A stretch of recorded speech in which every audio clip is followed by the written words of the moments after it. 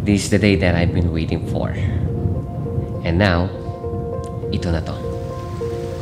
Hindi ko palalampasin ang moment na ito na ikaw at ako ay magiging isa na. Sariwang-sariwa pa sa isipan ko mula nung una kitang nakilala. Yung nangungusap mong mga mata na tila may gustong sabihin. Yung matatamis mong ngiti na mas tumatamis pa kesa sa pochi ni Aling Peachy.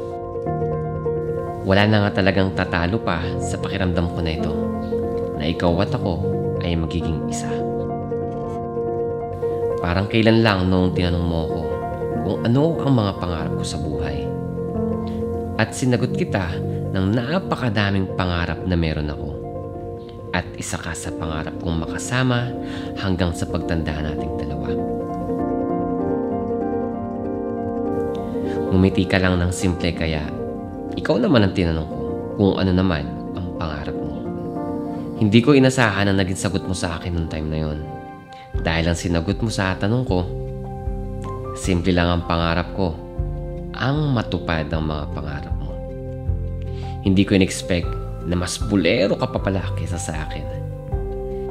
And to that moment, pinasagot na kita kung pwedeng maging tayo na. And you said yes. Time goes by hanggang umabot na tayo dito. Nagpapasalamat ako sa Panginoon dahil yung prayer ko noon ay dininig niya at binigay niya specifically at ikaw yon.